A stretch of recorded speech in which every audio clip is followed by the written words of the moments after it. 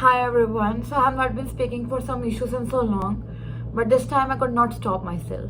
तो जो ईरान में हो रहा है वो सिर्फ और सिर्फ ईरान के लिए नहीं, उसकी कंट्री का इशू नहीं है, या उसकी लड़कियों के लिए नहीं, या अकेला महसा अमनी या उसकी फैमिली या उसके सिस्टर, उसका भाई, उसका इशू नहीं, एक ग्लोबल इशू बन के खड़ा हो गया है। एक तरह से फक्र से हम कह सकते हैं कि आवाज़ उठाई है सबने मिलके, बट इसका कारण क्या है कि इतना बड़ा इशू रेज हुआ है और महसा अमनी के साथ क्या गलत हुआ, और वो सिर्फ उसी के साथ गलत हुआ है कि यह सबके साथ गलत हो रहा था। तो ईरान में मोहम्मद रिजा के बाद ईरानियन प्रेसिडेंट जो करंट रईसी है, उसकी रूलरशिप में उसने क्या करा, उसने 18 लीगल एज थी जो मैरिज की गर्ल्स की, वो डिमोलिश कर दी, चाइल्ड मैरिज अलाउ कर दिया, हिजाब मैंडेटरी कर दिया, मॉडेस्ट क्लोथिंग मैंडेटरी कर दी, पॉलीगेमी अलाउ कर दी। तो बेसिकली देखिए, जो एक गवर्नमेंट होती है वो किसके लिए होती है? एक सरकार देश चलाने के लिए होती है, उसकी इकोनॉमी, उसका इंफ्रास्ट्रक्चर, उसकी डेवलपमेंट। बट यहाँ पे ईरानियन गवर्नमेंट अपने आप को किस रूल पे, सो कॉल्ड डिप्लोमैट्स जो हैं वहाँ के, वो किस पोजीशन पे या किस ड्यूटी के लिए अपने आप को रख रहे हैं कि लड़कियाँ क्या पहन रही हैं उसका ध्यान रखने के लिए रख रहे हैं अपने आप को, कि मॉडर्न ड्रेसिंग हो और हिजाब पहनेंगी और हल्के से भी बाल ना दिखे उनके। तो ये कब से चला आ रहा था, तो बहुत लड़कियों ने आगे भी प्रोटेस्ट करी थी। तो इस चीज़ को देख के ईरानियन प्रेसिडेंट ने क्या करा, मोरालिटी पुलिस नाम की चीज़ का लॉ एंड ऑर्डर पास कर दिया। अब ये मोरालिटी पुलिस है क्या? सो कॉल्ड मोरालिटी पुलिस, वो मोरालिटी पुलिस जिसको मोरालिटी पुलिस कह दिया है, बट वो क्या मॉरल काम कर रही है?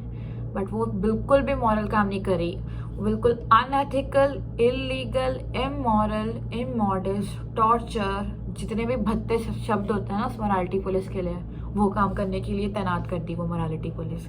तो मोरालिटी पुलिस क्या करती है? 24 घंटे सड़कों पे घूमती है। कोई भी लड़की जब वो घर के बाहर निकलती है ध्यान रखती है, मीनू लड़कों स्टॉक करते हैं ना लड़कियों को, तो ध्यान रखती है लड़कियों का कि क्या पहना है, बाल कैसे हैं, हिजाब हल्का सा भी हिला है, और जिसने नहीं पहना है उसको, या हल्के सी भी उसकी अरेंजमेंट, या उनकी आंखों को कोई कलर ज़्यादा अट्रैक्टिव लग गया है, ब्राइट लग गया है, कोई कपड़े उनको लग रहा है कि यार जो उनकी आंखों को भागे हैं, उनकी चीप आईज को भागे हैं, वो उन लड़कियों को उठा के अपनी वैन में ले जाती है री एजुकेशन क्लास के लिए, सो कॉल्ड री एजुकेशन क्लास, जिसमें टॉर्चर किया जाता है, लड़कियों को पीटा जाता है कि आगे से ऐसा ना हो।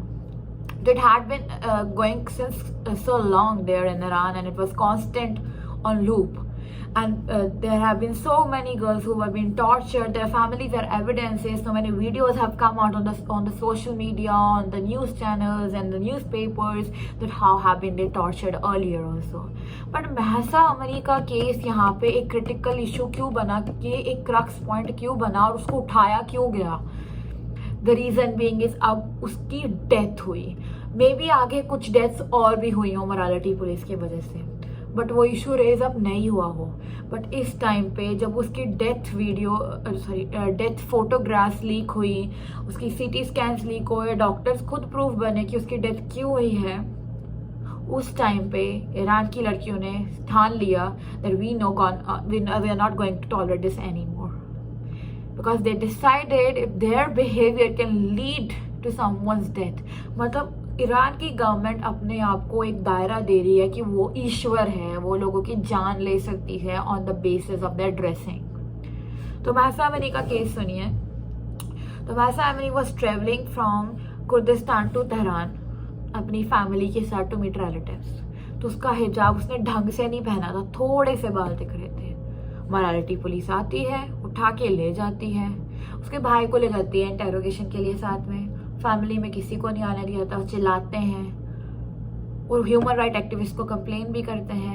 एंड व्हाट हैपेंस इज 13 सितंबर को जब वो लेके गए हैं, just in 2 hours of arrest, वहाँ पे एम्बुलेंस आती है। उस 2 hours ऑफ अरेस्ट में जब उसके ब्रदर का इंटेरोगेशन चलता है, उसके ब्रदर को उसकी बहन की चीखने की, रोने की आवाज़ें आ रही होती हैं साथ वाले रूम से। 2 hours of that ambulance has been ordered, और उसको लेके जाया जाता है to the nearby hospital named Kasra hospital in Tehran, और 16 सितंबर को उसकी डेथ हो जाती है। Iranian president, morality police, Iranian government ये क्लेम्स एक्सेप्ट करती है कि उसकी कॉमा से डेथ हो गई है, हमने कुछ नहीं करा है। और एक 22-year-old young and beautiful girl, उसकी डेथ हार्ट अटैक से हो जाती है, जिसकी कोई मेडिकल हिस्ट्री ऐसी नहीं है। जो गवर्नमेंट ने उसका टेस्ट करा है और उसकी फोटोग्राफ्स लीक होती है, सीटी स्कैन लीक होते हैं और पता चलता है सिर पे जोर से किसी ने उसको पीटा था, जिसकी वजह से उसकी डेथ होती है। तो बेसिकली मोरालिटी पुलिस ने उसको बार बार सिर पे मारा। डॉक्टर्स ये रिक्वेस्ट भी करते हैं मेडिकल काउंसिल को कि आप मुंह बंद ना रखें गवर्नमेंट के खौफ में आके, you need to witness this incident. But वो स्टिल अभी तक ईरानियन गवर्नमेंट ना वीडियो लीक कर रही है, उनके पास कैमरा रिकॉर्डिंग्स है, they are not giving the access to the camera recordings. इस इंसिडेंट के बाद हम देख सकते हैं अभी तक प्रोटेस्ट कॉन्टिन्यूसली चल रही हैं। सोशल मीडिया पे, रोड्स पे लड़कियां आगे आ रही हैं, बाल काट के फेंक रही हैं, हिजाब काट के जला रही हैं। They're asking for the justice for Mahsa Amini and death to the dictator. They want the Iranian president to be dead. They don't want anything else. They want Iranian president to be dead. इस बीच में उसकी sister जब उसकी dead body में रो रही थी, उसको भी मार दिया जाता है। 31 प्रोटेस्टर्स पहले मारे गए थे, बहुतों को इंजर करा, बहुतों को लेके गए पकड़ के जेल में अरेस्ट करके। लीथल गैसेस रिलीज करी जा रही हैं ऑन रोड, जहरीली गैसेस लीक करी जा रही हैं। But what takes my goosebumps out of my body when I hear the news just 2 days back कि जो बच्चे प्रोटेस्ट कर रहे थे 7 से 11 साल के, कोई 18 साल का बच्चा, उनको डायरेक्ट शॉट करा गया बंदूक से। They were directly killed by those protesters. By the morality police. तो ईरानियन गवर्नमेंट उन छोटे छोटे बच्चों को, प्रोटेस्टर्स जो हैं, उनको भी मार रही है। That's so shocking that they are doing everything immoral and calling them morality police. तो हम देख सकते हैं कि यूएन भी उसके सपोर्ट में आई है, अमेरिकन गवर्नमेंट बहुत ज़्यादा सपोर्ट में आई है, बड़े बड़े देशों की गवर्नमेंट्स। यूएन ने स्ट्रिक्टली बोल दिया है कि इसके अगेंस्ट स्ट्रिक्ट एक्शंस लिए जाए, मोरालिटी पुलिस वाला लॉ एंड ऑर्डर जो है वो बैन कर दिया जाए, वो प्रोहिबिट कर दिया जाए, but no one is taking action. The Iranian president is so stick to his words and to his rule and to his law and order, and that how he's functioning the government is so appropriate and correct. So last time I released a video on hijab in Karnataka issue, that girls are not allowed to study, they are refused to get education on the basis because they want to wear hijab. So we would be thinking कि contradictory issues हैं, ये दोनों opposite issues हैं, but no. इस दुनिया में girls are always been the target, what to wear, what to dress. जो हिजाब पहनना चाहती हैं उसको पढ़ने का हक नहीं दिया जा रहा, जो नहीं पहनना चाह रही हैं उनको मौत दी जा रही है, जिनका सेट नहीं है उनको मौत दी जा रही है।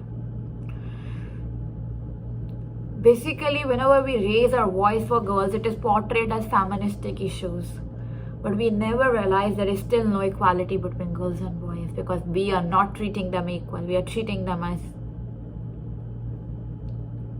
as bad as you can say. I'll not call as animals, because animals also don't deserve to be treated bad, so they are treated so badly.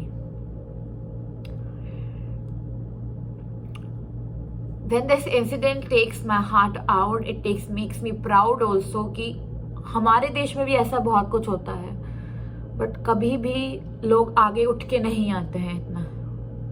1-2 दिन आ जाते हैं, 4 साल की बच्ची का रेप हो गया, दिल्ली की सड़कों पे कैंडल लाइट्स हो जाती हैं, ये हो जाता है, वो हो जाता है, बट इतना लॉन्ग नहीं चलती है। I am proud of Iranian women, the people, the men, the professionals, the doctors who are coming forward to speak up for Mahsa Amini.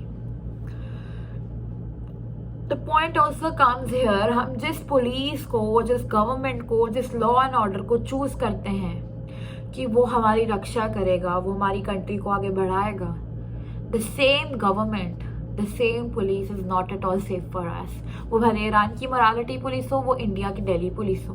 हाल ही में ये केस आता है, दिल्ली की पुलिस ऑफिसर विमेन, उसके साथ के कोलीग्स मेल ऑफिसर्स ने उसका रेप करा, और वो जो डिस्क्रिप्शन थी about her rape, that was so severe, like you will have burst out tears in your eyes.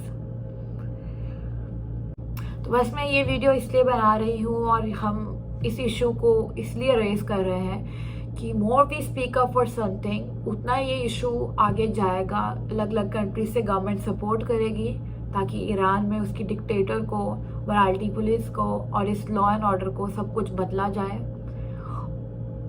And रही बात, if we together pray for something that really fructifies, so this is all about I want to say.